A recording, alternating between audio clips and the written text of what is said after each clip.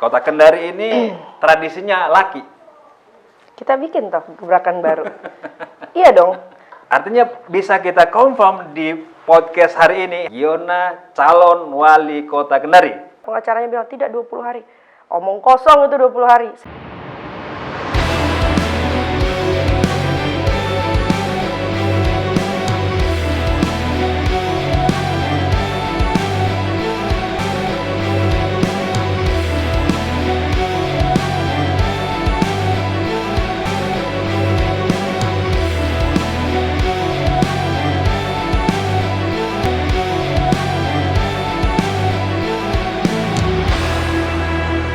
Selamat datang. Kuliah, selesai, rumah tangga, bikin usaha. Ya. Tiba-tiba bikin ribut di Kota Kendari, Pak. Ketua DPW Garnita Malahayati. Saya baru tahu itu namanya Malahayati, Garnita Malahayati sejak ada pelantikannya Giona.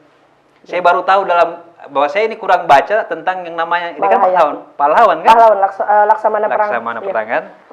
Tapi saya tahu tentang cerita Garnita itu, Giona dilantik atau pelantikan atau apa ya? Jadi itu Garnita Malahayati sebelumnya itu Kak sudah ada di Sulawesi Tenggara. Sebelumnya? Sebelum zaman saya itu sudah ada. Cuman mungkin kurang aktif atau mungkin aktif tapi tidak terlalu membuming. Saya juga kurang tahu. Nah setelah itu baru saya diminta tahun 2020 sebentar saya diminta. Tapi 2021 baru saya kasih jawaban oke kan. Tapi itu memang bagi saya pribadi ya, kosakata nama pahlawan itu, kalau tidak ada deklarasi atau pengukuhan atau peresmian itu, penetapan ketua itu saya tidak pernah baca tentang Garnita itu.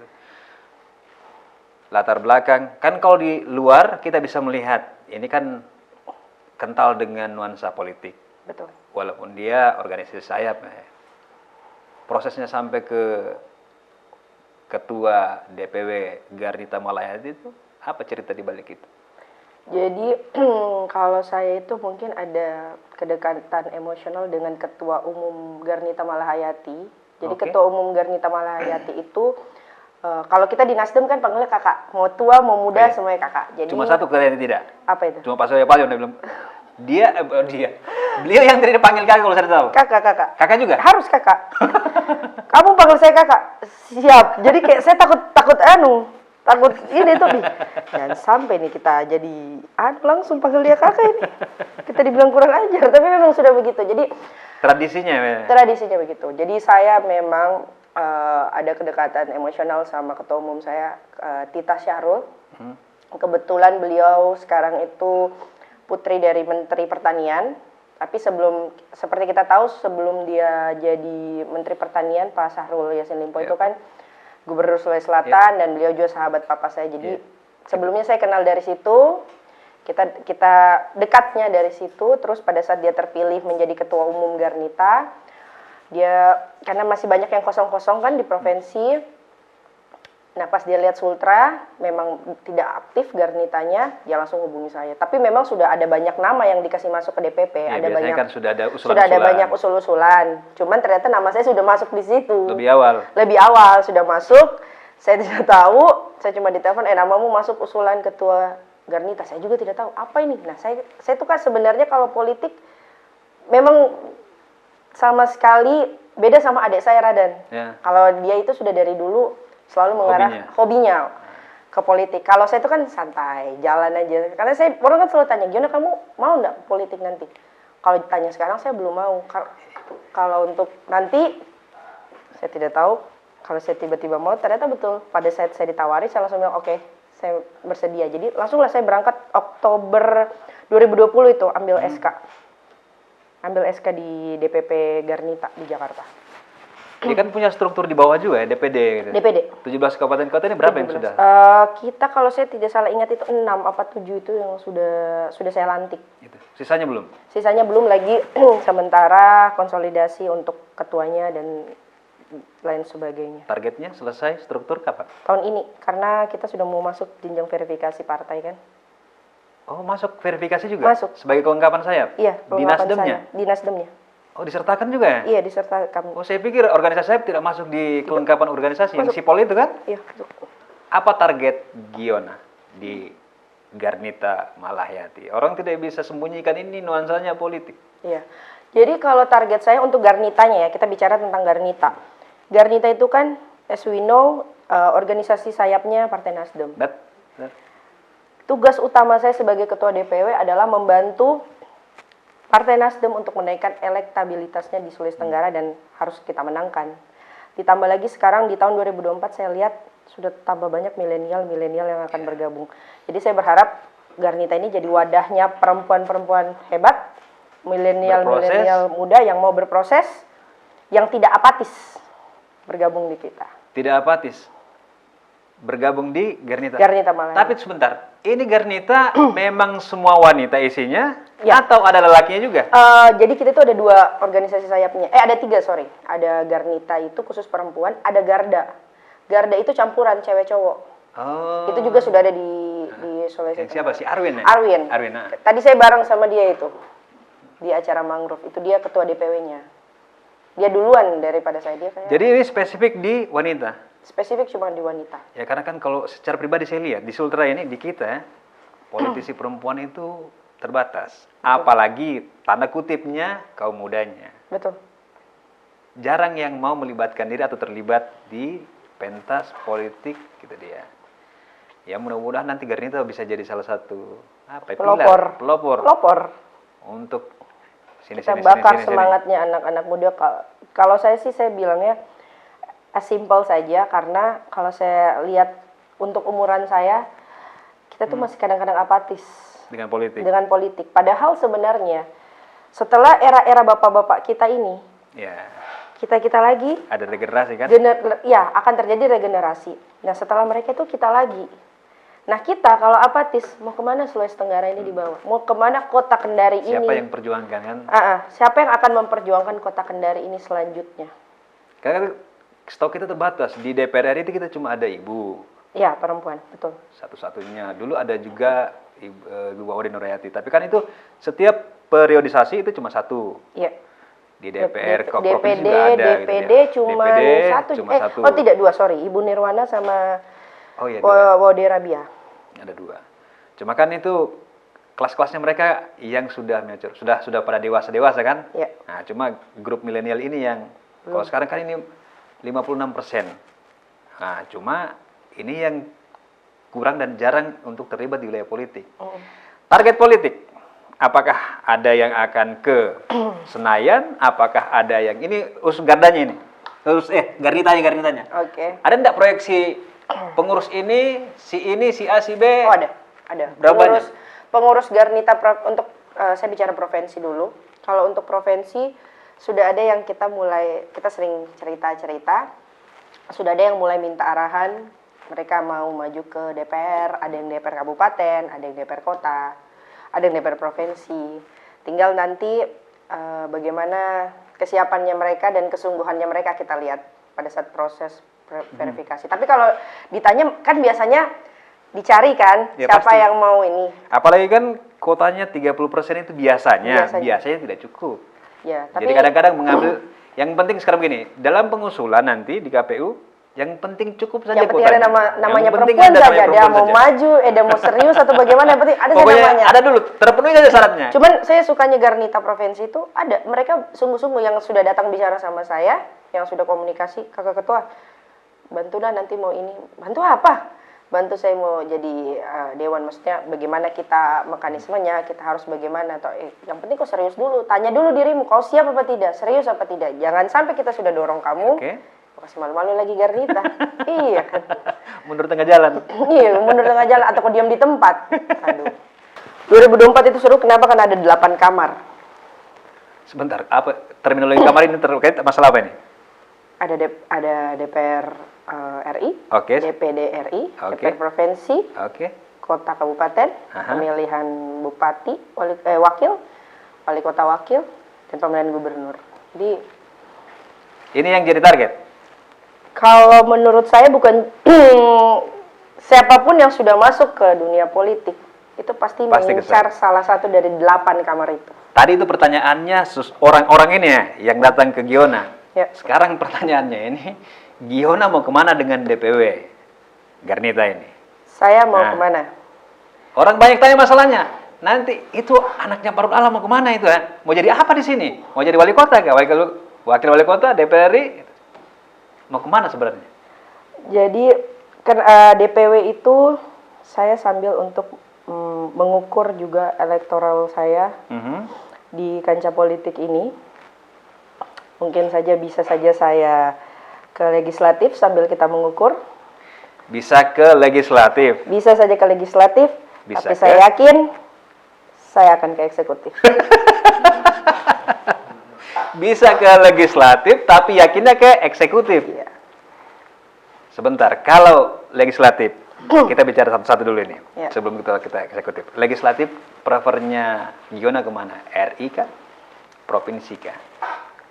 Kita ini kan punya mimpi harus sekali kita baru keluar tuh jangan keluar setengah-setengah. Jadi sekali keluar tuh langsung terbang. Dulu kita cerita sedikit tentang papa. Papa saya kalau bilang pure pengusaha, bukan anaknya siapa-siapa. Benar. Tiba-tiba beliau bilang mau jadi wali kota. Tapi kan kemarin itu tidak jadi. Bukan tidak jadi karena dia sudah ikut dan dia tidak terpilih, tapi ada saya kurang tahu juga itu ceritanya yang itu. Terus beliau bilang mau jadi gubernur. Ya. Dibilang gila kan? Apa itu Nur Alam? Mau jadi gubernur? Karena seminggu setelah Pak Alim aja terpilih, kalau saya tidak salah itu sudah ada ceritanya. Dia sudah mau- langsung bilang dia Ah. mau jadi gubernur. Benar. Beliau dibilang gila. Apa ini Nur Alam? Mau jadi gubernur? Saya terlepas dari papa saya bagaimana sekarang, saya selalu patokan saya itu dia. Jadi sekali saya mau melangkah, saya harus yang jauh. Saya ke DPR RI, DPR RI. Kalau di legislatif, kan legislatif. DPR RI. Kita catat DPR RI. Kalau di eksekutif, Di ini eksekutif. kan jalan masih banyak ini. Ketua DPW itu levelnya kan provinsi. Ya, Satu. Artinya gubernur. ya.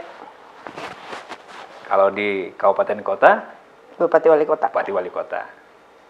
Dua level ini prefer kemana? Gubernur kah? Wali kota kah? Wakil kah? Atau mau Saya- belajar kah? Lahir di Kendari, Oke. besar di Kendari. Saya cinta Kendari. Mhm. Saya suka Kendari, dan papa saya juga kemarin pada saat menjabat menjadi gubernur membuat beberapa landmark di kota Kendari. Benar. Seperti jembatan apa ya namanya sekarang? Teluk Kendari ya? Kan kalau zaman papa saya jembatan Batra, Mas. Saya tidak tahu kalau berubah, tapi setahu saya itu masih Batara, Mas. Saya juga sampai sekarang jembatan Batra masih sebutnya. Yang sempat diklaim sama orang kan? Ya, itu juga aduh. Terus Yang saya begini, Apa jembatan Bahtera Mas sampai sekarang. Ya. Ya kita tahu. Kemudian ada masjid kan? ya, Masjid yang orang bilang bikin apa itu? Teluknya. dibilang ini tempat kelelawar nanti masyarakat. Saya ingat sekali tuh. Saya masih SMA apa SMP itu. Itu Nur Alam mau bikin jadi apa sarang kelelawar. Sekarang yang bilang itu bapakku ya berfoto ya alam. Tiap hari Antap coba. ya. Kalau bukan ke alam, jembatan. Jembatan. Mas saya jadi video connector. Oke, itu cerita tentang masjid dan jembatan. Kita kembali ke laptop.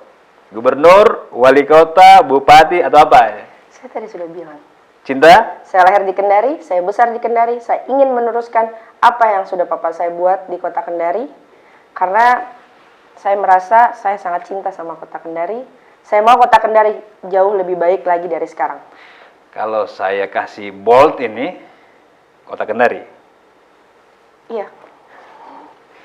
Saya belum pernah dengar jawaban secara lugas dan tegas. Ya. Bertarung pada level kota Kendari.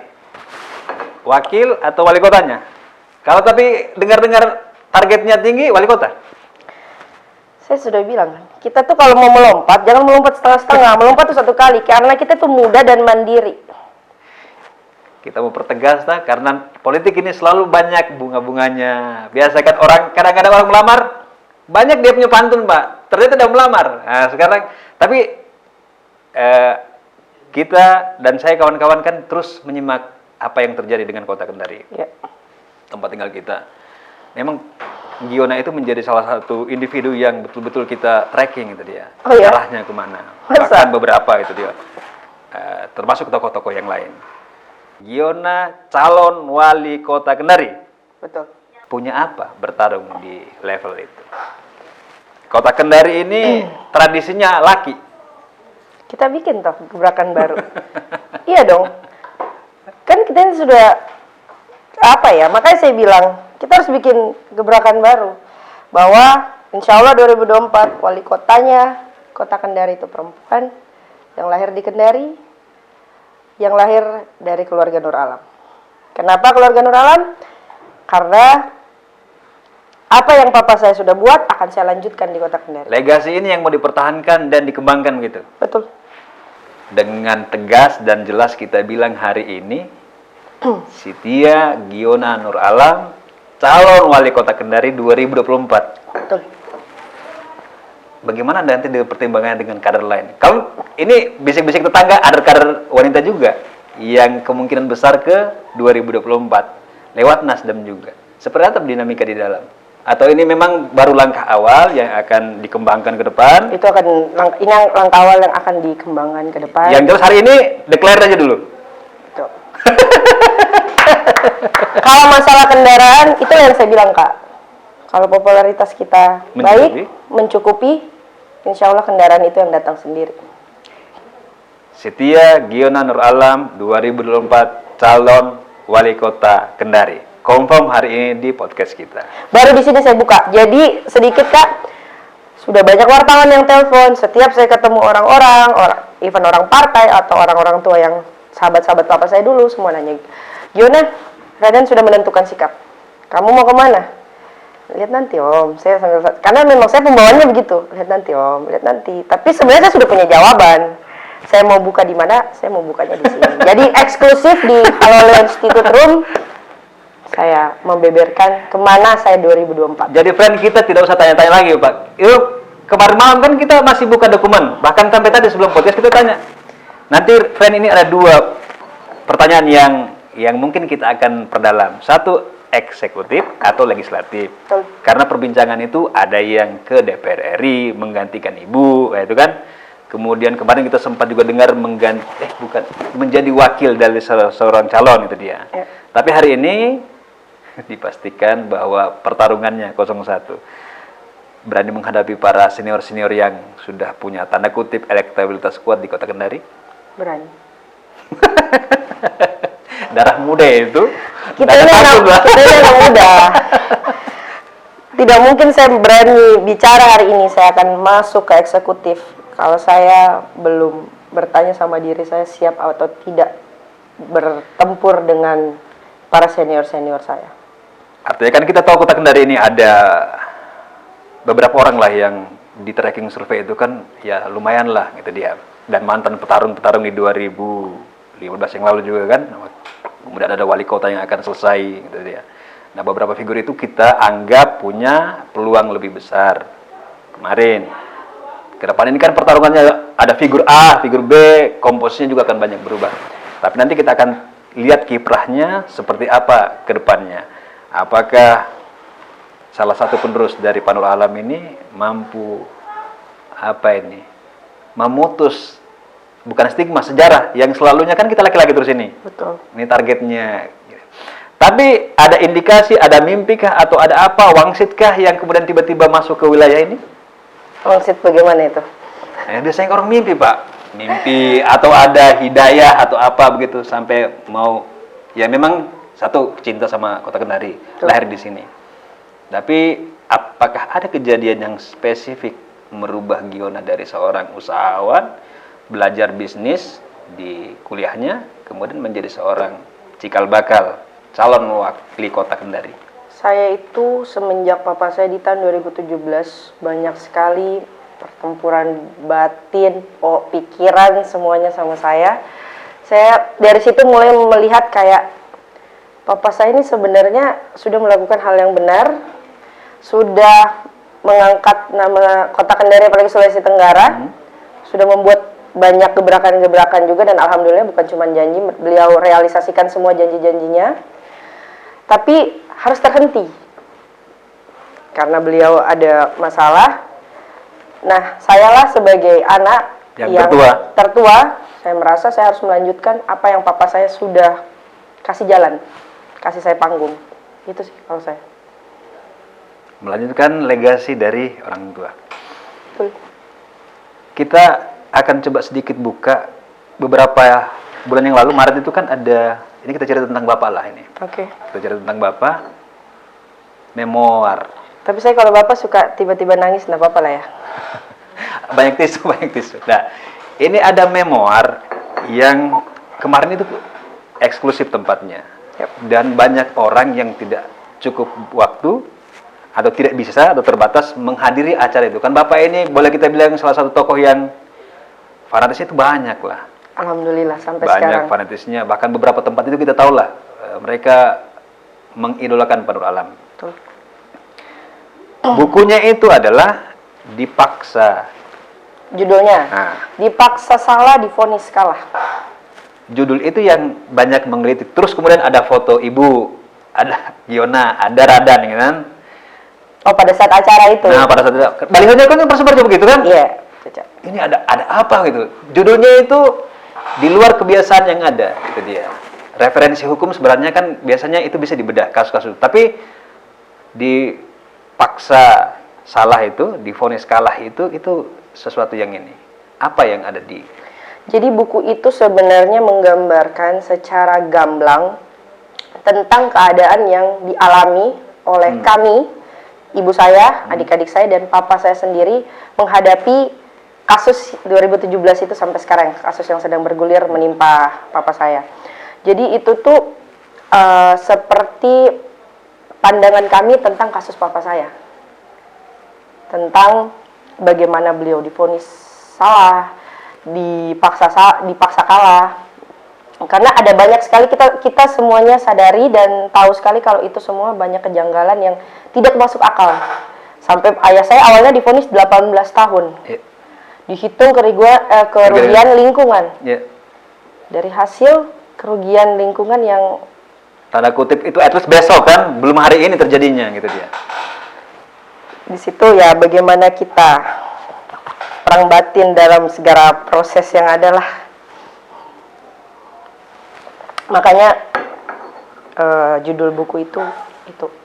Jadi itu sebenarnya menceritakan lengkap dari 2017 awalnya papa saya ditahan, kasusnya sampai yang beliau sidang, sampai yang dituduhkan berapa, pokoknya semua bukti-bukti yang dari kami, karena kan kita sempat sidang tapi kayak sia-sia. Kenapa saya bilang sia-sia? Karena semua kita memberikan bukti itu kayak di ini aja. Sidang tidak hakim tidak melihat itu sebagai sebuah fakta. Iya. Kayak iya begitu. Artinya kan orang melihat saat itu ketika itu kan menghadirkan Pak Margarito Kamis, beberapa pakar hukum kan. Betul. Di lingkungan saya orang memperbincangkan karena judul itu boleh dibilang berani untuk menghadapkan sebuah proses sidang. Artinya keputusannya hakim didebat di ruang publik. Tapi kan itu kan memang boleh gitu dia. Cuma memang judulnya itu. Jadi seperti orang membaca ada skenario yang dibuat untuk Pak Nur Alam gitu dia. Iya. Tapi walau alam itu kan ini terminologi kita terhadap judul-judul yang ada di sana kan, gitu dia. Tapi kayaknya ini adalah 3 figur, ada ibu, ada Giona dan ada Radan itu dia. Nah, itu dia. Itu yang menjadi ini perbincangan gitu. Oh, kok mereka ada pembelaan gitu dia. Ya, negara ini kan negara kita juga boleh membela diri kita kan. Dalam perspektif kita kan, Iya. sesuai dengan fakta-fakta yang kita miliki. Ya, kita punya fakta, kita punya bukti, kita tidak mungkin cuman bicara kosong, tidak punya data. Kita ngomong sesuai. Kenapa kita berani bilang itu? Karena kita juga punya data yang konkret, Kak. Begitu. Dan kenapa kita bertiga yang memang orang pada kenapa itu buku keluar? Kenapa 3 orang itu muncul mukanya? Kenapa ada tulisan Nur Alam comeback? Nah, Itu seperti saya mau bilang, papa saya memang mungkin saja saat ini sedang terhenti langkahnya. oke. Tapi kalian harus tahu bahwa papa saya sudah menyiapkan 3 orang setelah dia yang akan meneruskan semua mimpi-mimpinya. Kita mau pinjam kalimatnya Giona. Apa yang sebenarnya Pak Nur Alam mau sampaikan di buku memoir itu? Tentang dipaksa salah, divonis salah. Dipaksa salah, divonis kalah. dipaksa salah, divonis Kalah. Apa yang ingin disampaikan Bapak sebenarnya di dalam itu? Jadi buku itu sebenarnya tentang perspektif papa saya terhadap apa yang sedang menimpa beliau pada saat dari 2017 itu. Jadi itu beliau menceritakan segala kejanggalan yang beliau Dalam pikiran beliau ini. Iya, hal-hal yang- ini dia bicara tentang dirinya dia ya. Ya semua orang kita bebas dong untuk membela diri kita. Itu tentang kejanggalan kasus yang menimpa beliau ya. beliau. Sayang kita bukunya belum dapat ya. Kita sudah minta-minta sama Sama siapa? Itu ada pelakunya. Kita sudah minta buku. Nggak sampai-sampai. Janji saja. Memang janji politik. Ya. Pasti kau tunaikan, Pak. Tapi Kalau ada orang minta. kalau kakak minta sama saya kasih. Baiklah, sekarang kita tahu. Musibah itu terjadi, Bapak. Apa yang terjadi dengan keluarga Nur Alam? 2017. Jadi awalnya papa saya itu pertama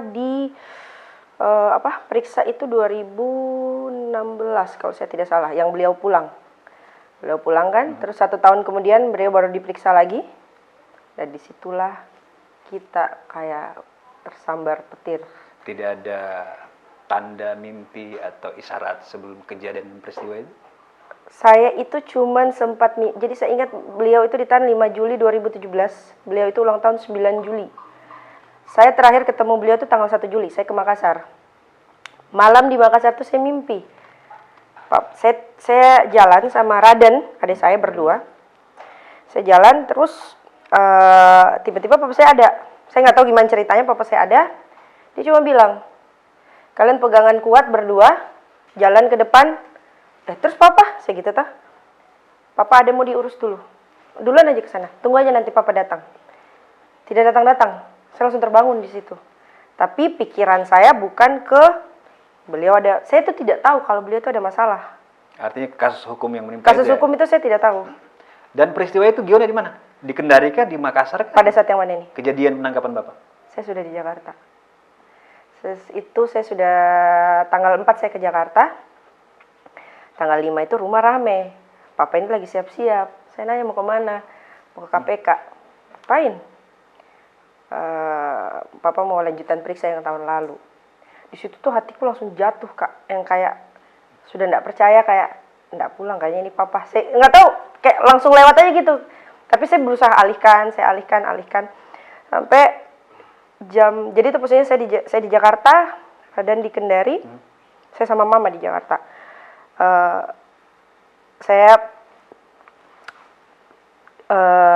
Papa pergi, sore itu jam 4 saya masih telepon terus di KPK kan saya enggak ikut, saya telepon terus di KPK, mereka bilang insya Allah pulang. Karena cuma itu yang kita bisa tahu, karena tidak ada yang bisa masuk ke dalam kan. Iya, Saya ini cuma mau tahu, ini papa saya pulang apa tidak. Nah, pada saat jam 5 saya ditelepon, enggak pulang kok Giona. Udah, itu saya bisa makan tuh, saya makan. Lagi makan, masuk lagi telepon. Udah suara tangisan. Situ saya tuh udah enggak karu-karuan, Kak. Saya udah langsung bayangkan pakai rompi nih papa ini. Saya sudah begitu kan. Pakai rompi nih papa. Terus benar kan saya, kenapa? Tidak pulang, papa tidak pulang, keluar pakai rompi. Kak, itu saya di situ. Kalau bilang yang papa pakai rompi, apa ya? Kayak saya sudah tidak hidup. Itu tuh langsung jatuh, saya jatuh yang kayak marah. Saya sebagai anak ya, marah. Kenapa papaku? Ini kasus kalau mau dibilang ini kasus, tidak mungkin bapakku sendiri. Ya. Pasti Artinya tidak mungkin beliau sendiri kan di dalam urusan ini beliau itu. ini beliau gubernur. Pemegang kebijakan itu. Pemegang kebijakan. Saya saja yang cuma ketua DPW. Ada bawah-bawahku yang antar surat lah yang minimal apa gitu yang ya. ini itu. Benar. Apalagi ini beliau gubernur. Pasti ada bawah-bawahnya. Kenapa cuma bapakku sendiri? Marahnya seorang anak saya itu Arya. Dan yang masih sangat buta begitu. Saya nangis, saya bilang, kenapa bapakku? Terus bapakku tidur di mana? Bapakku makan apa? Yang masih pemikiran anak-anak kayak. Terus saya saya nggak punya bapak dong, yang kayak runtuh. Iya. Dia nggak pulang pasti kan? Sudah nggak pulang kak. Terus pengacaranya bilang tidak 20 hari. Omong kosong itu 20 hari. Saya ngamuk kak, ngamuk saya di rumah. Saya nangis, terus saya langsung telepon Raden. Saya telepon Raden tuh belum tahu kan. Saya telepon, papa tidak pulang. Raden tuh cuman, iya, tutup. Terus, saya tuh kalau mau ditanya antara 3 anaknya papa, saya paling mengamuk kak. Saya nangis, kenapa papa saya? Papa saya tidur di mana? Dan secara emosional memang saya sama papa itu dekat sekali kak. Ya mungkin anak perempuan sama papanya. Dan saya sangat role model saya itu papa saya, karena beliau itu orang yang penuh kasih sayang kak. Sayang sekali sama, jangankan anak ya, sama teman-temannya, sama orang-orang yang even sudah pernah sakiti dia, tetap rangkul. Itu yang saya belum bisa ambil dari papa. Belum bisa, karena ini orang sudah jelas-jelas sudah hianati dia, sudah sakiti dia, sudah kecewakan dia, tapi dia bisa tidak kita harus rangkul, karena biar bagaimana dia juga manusia biasa, dia punya hilaf, yang penting dia sudah datang, dia akui kesalahannya, kita terima. Nah, kembali lagi ke peristiwa ini, saya mau cerita peristiwa malam itu tuh di rumah langsung rame, karena orang dari KPK langsung pada ke rumah semua kan. Rumah yang di Jakarta? Rumah papa di Jakarta, saya kan di sana. Di situ tuh saya ngamuk, mama itu awalnya yang diamin saya, maksudnya yang kayak sudah menenangkan. Tiba-tiba pengacaranya papa, Pak Ahmad Rifai datang kan. Saya tuh nggak mau turun, saya marah sama dia. Ya, saya marah karena kamu nggak bisa pulangin papa saya. Marahnya anak-anak lah. Emosional anak-anak saya itu di situ keluar. Kamu nggak bisa pulangin papa saya, jadi saya nggak mau turun. Mama turun, ditemenin sama om-om saya turun semuanya. Mereka ngomong lah. Terus akhirnya saya dipanggil. Jona turun, ada surat dari papa. Terus saya bilang, surat apa? Ada surat. Turunlah saya dengan muka masih marah. Mata bengkak, marah turun. Terus pengacaranya cuma bilang, Bagiona, maaf papa udah nggak bisa kita bawa pulang. Papa udah langsung dibawa di rutan Guntur untuk hari papa. Terus saya bilang, kenapa bisa om? Pokoknya saya masih marah di situ. Masih belum bisa terima, masih nolak ini ceritanya? Saya itu papa ditahan, ada kali 1 tahun saya masih belum bisa terima kak. Sampai sekarang kalau mau ditanya. Cuman maksudnya kembali lagi sekarang, kalau kita ikut logika memang tidak masuk di akal. Tapi karena kita sebagai umat yang beragama, kita kembalikan lagi di atas bahwa itu sudah jalannya papa saya, ya kita harus terima. Dan tidak semuanya kok hal yang begitu terjadi itu buruk. Bisa saja itu memotivasi, itulah yang menjadi motivasi saya sampai hari ini kenapa saya mau melanjutkan apa yang terhenti karena papa saya ditahan. Dalam musibah yang sebesar itu, kemudian bisa hari ini tegar dan berdiri sebagai seorang ketua DPW Garnita Malahayati, berapa lama dan siapa saja yang bisa support sampai bisa kuat? Jadi itu kalau untuk perang batinnya itu 1 tahun kak, 1 tahun. Apalagi cerita yang surat itu ya. Apa isi suratnya? Papa itu ada di buku itu kak, di buku yang vonis kalah itu. Papa nulis, Magin, kan mama itu dipanggil Magin, mamanya Giona disingkat. Magin, jangan sedih. Anak-anak dihibur. Terus kan pada saat itu cucunya baru anak saya yang perempuan. Cipa dijaga, karena papa saya itu dekat sekali sama anak saya. Itu tuh pas saya baca kak, saya tuh antara kayak mau jatuh, tapi saya harus kuat karena beliau saja yang di dalam, ya meskipun saya tahu beliau akan sangat perang batin dan semuanya, tapi beliau berusaha menguatkan saya yang ada di luar. Masih sempat buat notes. Dan pada saat itu kan kita 1 minggu nggak bisa masuk. 1 minggu setelahnya itu baru bisa masuk lihat. Padahal beliau yang dikurung di dalam, beliau yang dituduh hal yang beliau tidak lakukan, tapi beliau masih bisa berdiri meskipun sebenarnya mungkin dalamnya juga dia hancur, tapi beliau masih bisa berdiri. Masa saya yang di luar harus berlarut-larut? 1. Kedua, kesini-sini saya makin belajar namanya bersyukur waktu dan bersyukur meskipun papa saya sekarang tinggalnya di tempat berbeda, tapi at least saya masih punya papa. saya masih punya mentor, saya masih bisa datang manja sama beliau, saya ke lapas, saya masih bisa mengeluh apapun. Karena saya sering melihat kayak banyak teman-teman saya yang orang tuanya sudah tidak lengkap, yang papahnya sudah tidak ada, yang sudah meninggal dunia. Di situ tuh saya tambah kesini, tambah banyak bersyukur kalau ini semua Giona ndak runtuh, kok masih bisa berdiri, ndak ada alasanmu untuk kok jatuh dan tidak bisa dibangun lagi. Justru harusnya sekarang waktunya lah saya bangun, kasih lihat papa, Giona yang dulu mungkin anak manja, yang dulu mungkin semuanya disiapkan sama papa, yang dulu mungkin ya kasarnya biar nyamuk saya tidak boleh digigit. Sekarang saya sudah bisa berdiri, Pak. Insya Allah saya bawa kembali namanya papa yang masih ada di atas. Saya bawa kembali lagi naik ke puncak. Namanya Nur Alam. Meskipun bukan papa langsung, tapi saya janji, Pak, saya bawa naik kembali namanya papa di atas. Biar orang tahu kalau papa itu apa ya? Kalau masalah kasusnya, papa itu tidak bersalah 100%. Satu, dan kedua, papa itu sudah melahirkan generasi selanjutnya papa yang akan membawa kembali namanya papa ke atas. Dan saya yakin itu saya pasti. Tekad seorang ketua DPW Garnita Mahayati, seorang Giona Nur Alam ya? Itu kisah yang jadi saya juga terharu. Dan saya juga tidak bisa berkata-kata. Tapi itu adalah sebuah pembuktian kan dari gambar yang kita lihat gitu dia. Tapi at least itu hari ini inilah Giona, seorang ketua DPW Garnita Mahayati yang akan mencalonkan diri sebagai calon wali kota Kendari. Satu untuk pembuktian diri dan satu untuk berkontribusi terhadap masyarakat.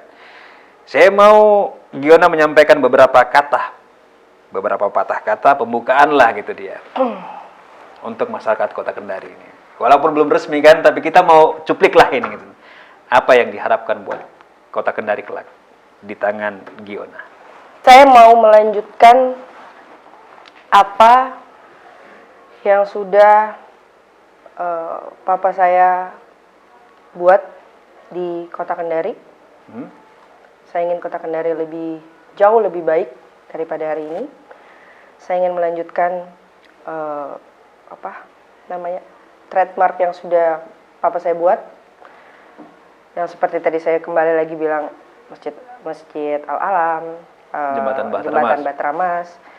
Saya punya mimpi, saya bisa melanjutkan membuat sesuatu lagi untuk kota Kendari agar kota Kendari lebih dikenal, lebih diperhitungkan di nasional. Kan kalau Sulawesi itu kan selalu Makassar kan? Sulawesi Makassar, Manado kan. Saya mau Kendari itu terkenal. Ada apa di kota Kendari? Makanya saya mau bergabung di 2024 itu nanti karena saya yakin saya bisa buat sesuatu lagi untuk kota Kendari. Ya. Biar nanti tidak dibilang Kendari mana, Sulawesi Tengah ya kan? Iya, selalu begitu. Kendari itu di mana? Di mananya Makassar. Sulawesi Tenggara. Oh, ada ke Sulawesi Tenggara. Kita sakit hati yang dengar. Ada kasihan. Yang jelas ini terima kasih sudah mau buat statement di The Halo Chat Room. Ini penghormatan, penghargaan bagi kami semua kru di sini. Menghentikan pencarian tentang Giona mau kemana. Hari ini sudah kita dengarkan secara langsung dari narasumbernya, dari orangnya. Jangan bosan kami undang. Kalau nanti ada yang dibutuhkan untuk menyampaikan gagasan, pandangan, cita-cita, tempat ini terbuka buat Giona. Terima kasih sudah datang. Siap, saya juga terima kasih sudah diundang di sini, sudah diluangkan waktunya untuk kita bisa bincang-bincang sore. Mudah-mudahan kita bisa bincang-bincang lagi di segmen-segmen selanjutnya, Kakak. Insya Allah. Apalagi untuk kota Kendari, kita akan banyak sekali bahas. Tasul.